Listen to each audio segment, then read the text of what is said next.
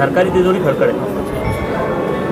सर्वसामान्य जनतेला काय वाटतं याकडे आम्ही जास्त लक्ष देतो. या आठवड्यामध्ये या सरकारने गेल्या 3-4 वर्षामध्ये ज्या पद्धतीने ज्या गतीने सरकार चालवलं, सगळ्या योजना ज्या पद्धतीने राबवल्यात, हे गेल्या 25 वर्षसुद्धा 50 वर्षातही यांना जमलं नाही.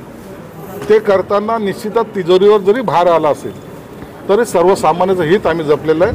म्हणून आम्ही असे हे जे काही टीका करतात त्यांची आम्ही चिंतासुद्धा करत नाही. तसाच काहीचा प्रकार संभाजीनगरमध्ये आहे असं वाटतंय का? महाराष्ट्रामध्ये सगळीकडे थोडं बहुत प्रमाणात असे जे झाले आहेत, तर आता निवडणूक आयोगाने आदेश दिलेले आहेत आणि सर्व टीम प्रत्येक मतदारसंघामध्ये फिरते आणि जे दुबार मतदार आहेत त्यांचे नावं ते यादीतून काढत आहे. केंद्रात तुमची पत असेल आणि तुम्ही 21 डिफेंडर घेतात, 5-5 कोटी रुपये देतात, मग शेतकरी कर्जमाफीसाठी केंद्राकडून विशेष पॅकेज आणा. तुम्ही बोंबलत राहा. तुम्ही जे दिवे लावले ते सर्व जनतेने पाहिलेले आहेत. सरकार काय करते, सरकार ज्या पद्धतीने चाललं आहे, निश्चितच शेतकऱ्यांना दिसेल की सरकार आपल्या पाठीशी आहे. म्हणून अशा या बोंबलणाऱ्या व्यक्तीपासून किंवा या पक्षापासून सर्वसामान्य जनता ही कधी विचलित होणार नाही. माझी लाडकी बहीण माझ्या पाठीशी, मी त्यांच्या पाठीशी, आणि त्या लाडक्या भावाच्या या योजनेसाठी कुठेही पैसा कमी पडणार नाही. म्हणून दर महिन्याला माझ्याकडून 410 कोटी रुपये आम्ही त्यांना देत असतो. म्हणतात की मूळ शिवसेना जी आहे ही ठाकरेंची आहे आणि राष्ट्रवादी जी आहे ती शरद पवारांची आहे, असं चंद्रकांत पाटील स्वतः बोलले. चंद्रकांत पाटलांना काय बोलायचं त्यांना ते बोलू द्या. कधी कधी त्यांच्या तोंडातून असे वक्तव्य निघतात आणि त्याच्यामुळं त्यांचाच पक्ष अडचणीत देतो, हे आपण अनेक वेळा पाहिलं. आणि मग नंतर मी असं जे काय असं नव्हतं बोललो, असं जे काही त्यांचा आविर्भाव ते बोलतात, मला वाटतं हे योग्य नाही आहे. आणि त्याबद्दलची सगळी दखल देवेंद्र फडणवीस साहेबांनी घेतली असेल. 4 मतं हे कुणीतरी कॅन्सल करण्याच्या विचारात आहे, तसा प्रयत्न झाला. स्वप्नात तरी आलं त्यांच्याकडून. काय बोलतात काय कळत नाही हो. एवढे मोठे नेते आहेत ते, त्यांची मतं त्या मतपत्रिकेतून त्यांची नावागाळा करायची आहेत. असं कधी होतंय का? मला वाटतं उद्धव साहेबांकडून ही अपेक्षा नाही आहे. एखादा कॉमन माणूस बोलला तर समजू शकतो, परंतु असं माझ्या परिवारातले मतं कट होतात असं एवढं बालिशपणा कोणी करणार नाही, करायची कोणाची हिंमत पण नाही. तिरस्तांची भेट घेणार आहे. आता पाऊस पडतोय, आताही पाऊस पडतोय. पाऊस थांबल्यानंतर ते येतील आणि ते फोटो सेशन त्यांचं होईल. बाकी काही करणार नाही. जे मुख्यमंत्री असताना 4 कामं काय केले ते सांगू शकत नाही. ते शेतकऱ्याचं अश्रू काय पुसणार आहेत. म्हणून त्यांचा दौरा हा राजकीय दौरा आहे. येणारी जिल्हा परिषद असेल, महानगरपालिका असेल, त्यासाठी तर त्यांचा दौरा आहे. हा शेतकऱ्याचा. मध्यंतरी आपण म्हणाला होता की लाडक्या बहीण योजनेमुळे सामाजिक न्याय विभागाला निधी मिळत नाही. सध्या काय परिस्थिती? माझा दर महिन्याला 410 कोटी रुपयाचा निधी मी लाडक्या बहीण योजनेमध्ये देत असतो. ती योजना कधीही बंद पडू नये हा त्याच्या मागचा हेतू आहे. फोडून टाका. नमो केंद्र जर झाले पर्यटनासाठी सुविधा केंद्र, तुम्ही फोडून टाका, तोडून टाका. काही त्याचा तोडायसाठी काही पाहिजे असेल तर ते घेऊनही जा आमच्याकडून. परंतु सर्वसामान्य जनतेसाठी तुम्ही सुविधा केंद्र उभे करा.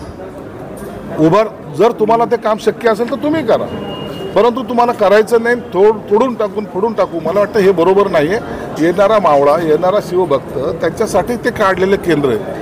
काही नावामुळं फरक पडत नाही, पण शिवभक्तांना त्रास होऊ नये यासाठी ते काढलेले केंद्र आहे. त्याला चोपून काढा, फोडून काढा.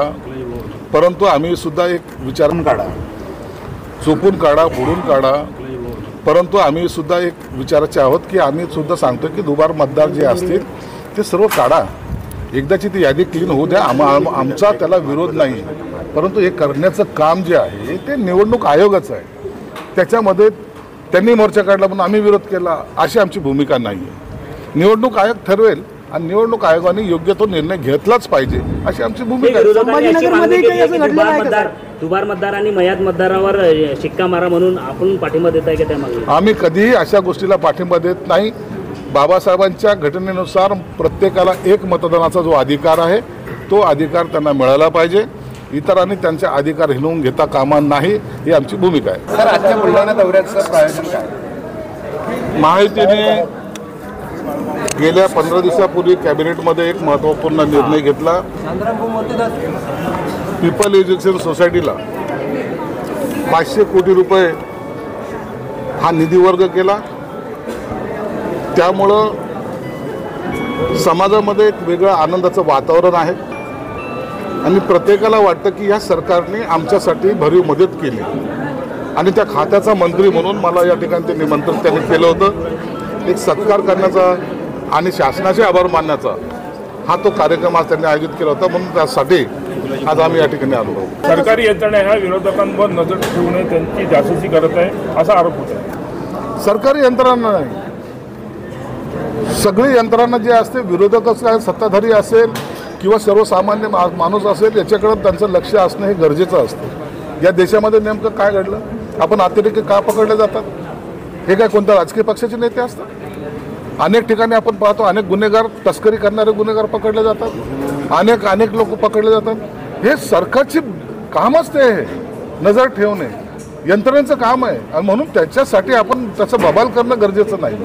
विरोधकांवर नजर ठेवली जाते असं त्यांचं. कशाच विरोधकांवर नजर ठेवण्यासारखे एवढे कुठं सुंदर येते. सकाळी संजय राऊत आता बोलणं बंद झालं. संजय राऊत वळसे पाटील बोलतात की जिल्हा परिषद निवडणुका ज्या आहेत ते 15 डिसेंबरच्या जवळपास होतील. आता वळसे पाटील आता निवडणूक आयोगाचे प्रमुख झाले असेल तर मला माहीत नाही. त्यांना आम्ही मनापासून शुभेच्छा दिली. एक लक्षात ठेवा, राजकारणामध्ये आम्ही दुश्मनी मानत नाही. राजकीय विषय वेगळे असतात, माणुसकी ही वेगळी असते. संजय राऊत हे आमचे मित्र आहेत. त्यांची प्रकृती चांगली सुधारावी, ते ठणठणीत व्हावेत. ईश्वर करो लवकर बरे होऊन ते आमच्याबरोबर पुन्हा एकदा उभे राहावेत अशी ईश्वरचरणी आम्ही प्रार्थना करतो. राजकीय द्वेष या थराला करणारे आम्ही नाही. सकाळच्या भूमीची तुम्हाला सवय झाली का आता? सवय नाही, तो एक मित्र आहे. राजकारणामध्ये त्यांची भूमिका वेगळी, आमची भूमिका वेगळी, पण मित्र आहे. कोणी का असा ना अडचणीत असू नये, कोणावरही अशी वेळ येऊ नये म्हणून त्यांना आमच्या शुभेच्छा आहेत. साहेब, उद्धव ठाकरेंनी 2012मध्ये मालवणी महोत्सवामध्ये एक घराणं मांडलं होतं की आमचा महापौर होतो. त्यावेळेला सुनील प्रभू महापौर झाले होते आणि आता पुन्हा त्यांनी घराणं मांडलं की आमचा महापौर होतो. कसं पाहतात? महापौर कोण होईल हे मुंबईची जनता ठरवेल. आणि महापौर हा मुंबईचाच होणार आहे ना, मुंबई बाहेरचा थोडी होणार आहे. संभाजीनगरचा जाऊन मुंबईला महापौर होईल नाही, मुंबईचाच महापौर होईल. आणि तो इतका सक्षम असेल की पुढे ज्यांनी 25-30 वर्षे ही महानगरपालिका लुटली त्याची सर्व पाळेमुळे उखडून टाकेल आणि मुंबईला नवी दिशा देईल.